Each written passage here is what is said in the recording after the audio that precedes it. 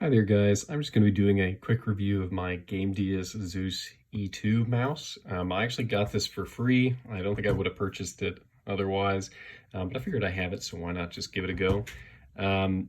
This is a pretty cheap mouse. I'm tempted to call it garbage, but I will refrain from doing that because even though I don't like this mouse, and it's not a mouse I would use personally, to main in games or anything like that. It actually does have some elements that I like versus other mice that I've used. Before I get into any of that, I'm just going to go through the clicks really quickly.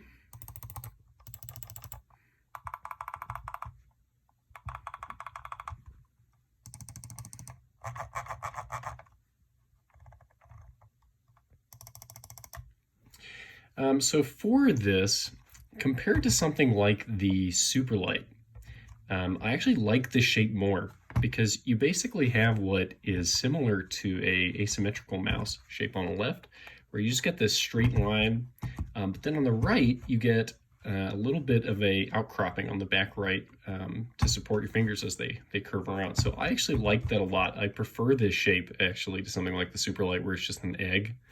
What I don't like is you have these grooves here on either side that just cut inwards a lot. And I don't think I would have minded a little bit of an indentation. I just think it indents too far in my mind. And also these rubber grips, they're pretty decent rubber grips at this point, like on the Death Adder V2 and the Pro, which have held up really well for time. These ones you can see are not holding up great over time. I also just don't think they look great, and I don't think they feel great. And I sort of feel like I would have rather they just had gone with a plastic shell over that instead, if they were going to be of this quality. But on the upside, I guess you at least wouldn't need grip tape if that's something you're into. Weirdly, so you do get a DPI button on this, but it can only go in specific increments of DPI. So I use 800 DPI pretty much all the time. And you can't actually do that with this mouse as far as I'm aware, because you can only toggle, the closest you can get is 1,000. The clicks are surprisingly okay, I would say. I mean, I expected worse. There is, a little bit of post-travel on the click, but it doesn't bother me. I actually think the clicks are surprisingly all right. I don't think they're as good as something on the EC2-C or the Outset AX or anything like that, or the Superlight, but obviously you don't get split trigger switches or anything on this design. But they're not bad. They're a lot better than the rest. The scroll wheel also surprised me because it's a smooth wheel, but you can feel the defined steps. The middle click isn't too tough to press.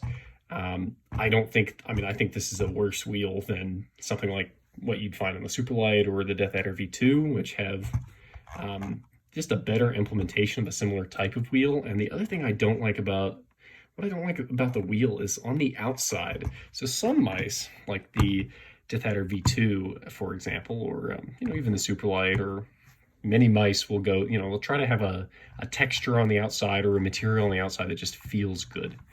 And this mouse does not succeed on that front. It basically just feels like a smooth outer wheel, and it doesn't feel great to me. These side buttons are garbage. There is a little bit of pre-travel and a lot of post-travel where they just go into the shell. Beyond that, they just look and feel like really cheap plastic. They feel floppy, weirdly, when you use them. The mouse does have these RGB lines. I don't care about that, personally. I can kind of take or leave RGB on mice. It's not wireless, so it's not going to churn through battery or anything like that, which is good. But I guess it looks all right. I don't think it looks as clean as the RGB on something like the Death Adder V2, but it's there if that's your thing. The feet are really bad. They're really bad. My recollection is this doesn't have a top tier sensor. I'm not going to use this really to main in games or anything, so not the end of the world, I guess, for my purposes. But if I was going to, I would probably use third-party feet.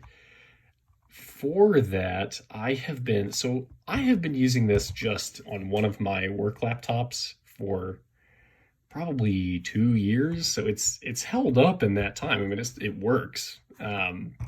So I mean, at least there's that. It hasn't fallen apart or anything like that. I have to come back to the shape because I do actually like this shape. It works fine for palming, and I actually found the shape. There are no comfort grooves on the switches, which I think if there were subtle ones like on the EC2, I think I prefer that. But the shape isn't bad. It feels a little bit small for my hands, which are, depending on when I measure them. Last time I measured them was like 19.3 by 10.3, but I measured them again, it was like 19.5 by 10.5. But for me, the mouse feels a little bit small.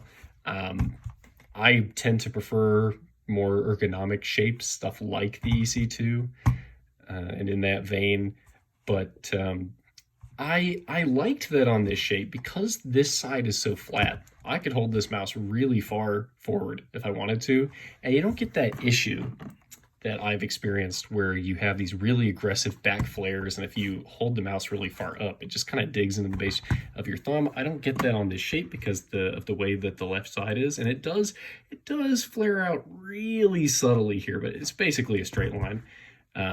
But what sets this apart, probably shape-wise, from a lot of other more symmetrical mice, is that you do have on the left side that little bit of flare out to support your fingers, and I like that. I like that quite a bit.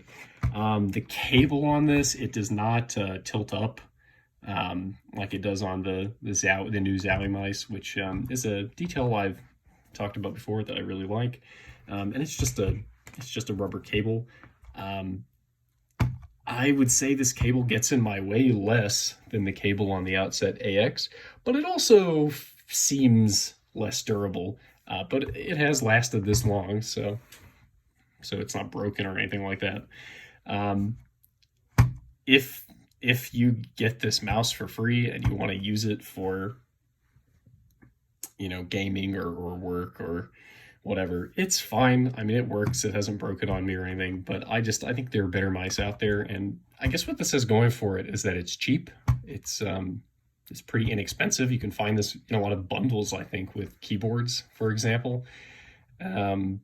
So, I guess if your budget is really low and you like the shape, then it'd probably work fine for you. But I would not main it personally, and it's not for me. I would rather spend more money and get a higher quality device. But the shape itself is not bad. I just think it's kind of everything else about it and the way it's been implemented, and it's just a cheap mouse. But I wouldn't go so far as to call it garbage. I would refrain from saying that because there are some qualities that I think are actually pretty decent about it. And I do think the clicks are surprisingly okay. And you do have to keep the price point in mind for this type of thing, and that's what I'm trying to do. But anyway, thanks for your time. Have a good one, guys.